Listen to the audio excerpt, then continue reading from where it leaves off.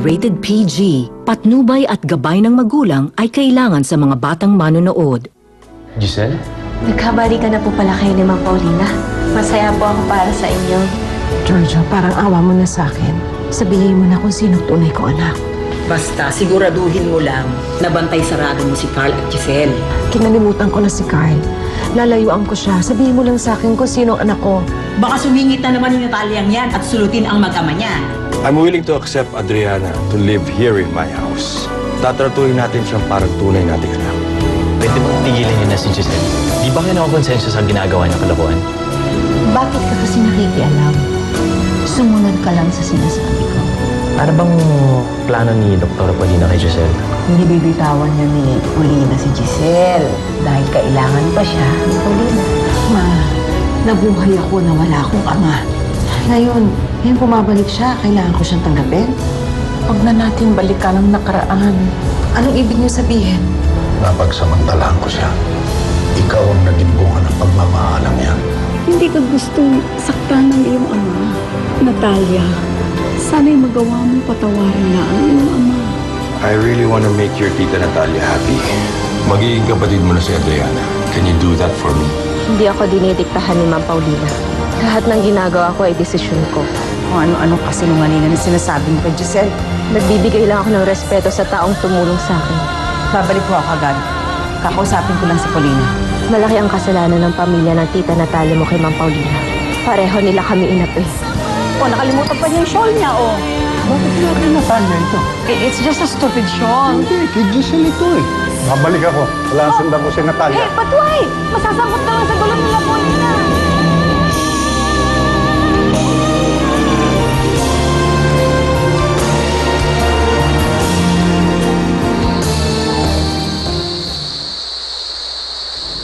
Pare, sige na naman Andres, pwede ba pumayag ka ng tumistigo labang kay Giorgio? Huwag ka mag-alala sa pamilya mo. Bibigyan naman ng proteksyon niya ng mga pulis eh. Hello?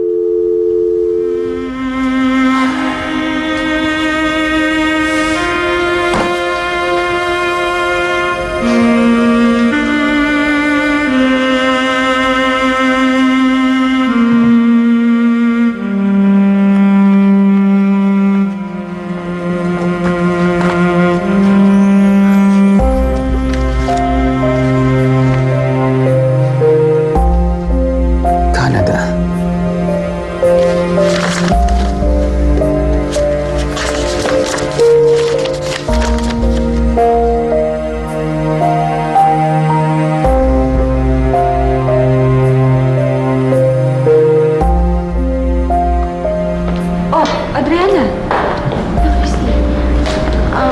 Wala pa ba ang mami?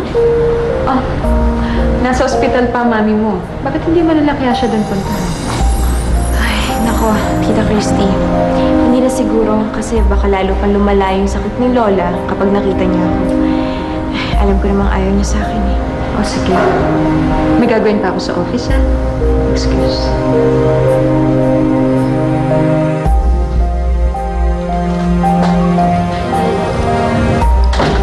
Manang-mana talaga sa'yo ang mag-ama mo. Overly dramatic. Please, Tatiana, tantanan mo na ako. Gusto ko nang magpahinga. Fine. Ano yan? Naiwan nito ni Natalia itong shawl na ito.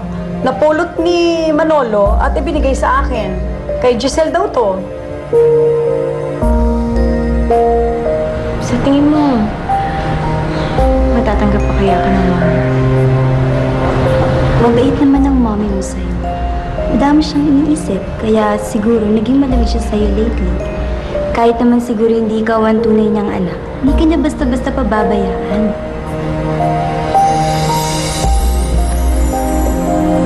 Pero paano kung malaman niyang si Giselle pala talaga yung anak niya? Hindi ko kaya makasama si Giselle sa isang bahay, no? For sure, itsupwera na ako pag nangyari yun. Pero, na kay Doktora Paulina na si Giselle. Alam mo, I've been thinking, kung alam na kaya ni Paulina na na si Giselle talaga ang anak ng mommy.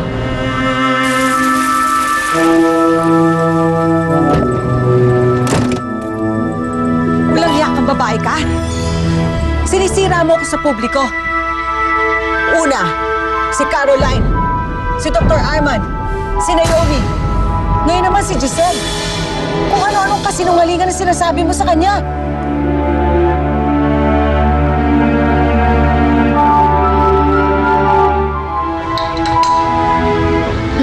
Stefano, gabing-gabi na ha. Bakit? Ano pang ginagawa mo dito? Giselle, may kailangan ako sabihin sa'yo yung importante. Ano yun? Adriana? Anak? Anong ginagawa mo dito? What do you want from me? Nag-aalala lang kasi ako sa'yo eh. Iniisip ko baka napapabayaan ka na ni Doktora Natalia. Lalo na ngayon na nabalitaan kung bumalik na si Carl kay Paulina. What? Bumalik ng daddy kay Paulina? Ang maldita, galit sa kapwa maldita. Pinakulong mo si Giselle. Ano ba akala mo? Siyempre gaganti siya sa'yo. Ikaw ang dapat makulong. Ikaw ang may kasalanan kay Naomi. Ang kasong yan, nasa korte. Doon tayo magharap. Bakit? Natatakot ka? Dahil wala kang kasamang abogado para magsinungaling para sa'yo? Hindi ako natatakot sa'yo. Kay Giselle? Kay Giselle ang shawl na ito? Mama, buhay ang anak ko. Nung gabing nangyari yung aksidente, nawala ang shawl na yan. Kanino napunta? Your skin, it's so smooth. Have you had any cosmetic procedures done on your face? Naku, Lola, wala po. Natural po yan. Naiwan nito ni Natalia itong shawl na ito. Kay Giselle daw po. Nasunog ko nung maliit ako. Iniisip ko lang kung okay lang ang kalagayan mo. Pwede ba? Huwag mo nga akong pakikialaman. At saka isa pa, Adriana, baka pwede namang huwag kayo mag-away ni Giselle. Sinabi ko na sa'yo, di ba? Ulit-ulit.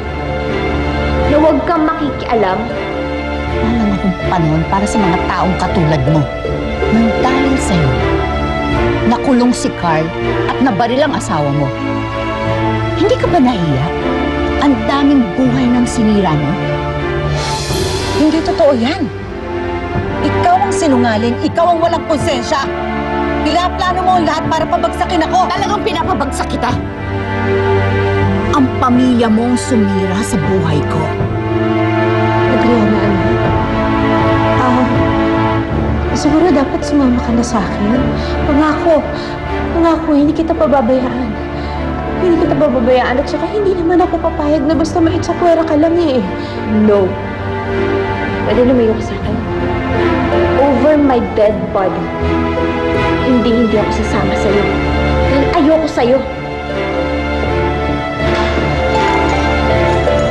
Isa pa, mahal na mahal ka rin naman ni Giselle, di ba? Yung ampon niyo, bakit hindi na lang siya yung kunin mo? Para naman mawala na yung pangit na yun sa buhay.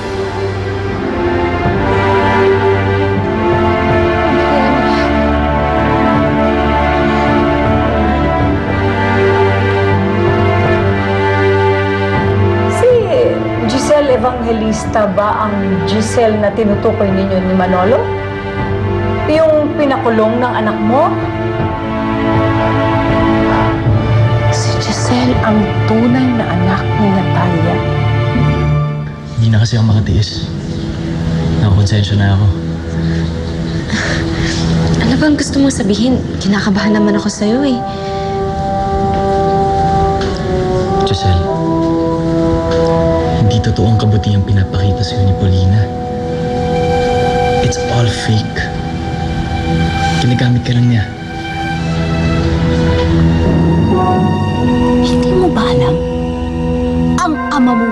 mo ang pumatay sa tatay ko. Ano? Narinig mo ang sinabi ko? Bakit? Ang pamilya mo naglilihiman na lang? Kaya hindi mo alam? Hindi totoo yan. Totoo lahat ang sinasabi ni Paulina, Natalia. Ha?